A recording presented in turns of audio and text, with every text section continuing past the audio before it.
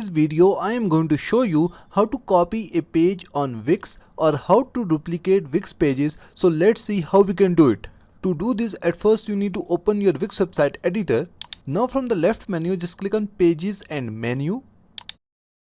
Here we will see all the pages that we have created on our Wix website. Now there are two ways with the help of which you can copy or duplicate pages in Wix. The first one is just right click on your page, click copy, and then right click on anywhere and then click on paste.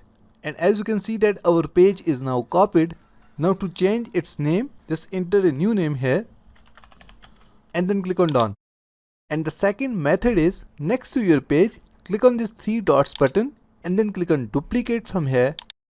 Click on duplicate page, and as you can see that our page is now duplicated. Give it a new name and then click on done. So this is how you can copy or duplicate pages in Wix. That's it for today. Thanks for watching. Please like and subscribe.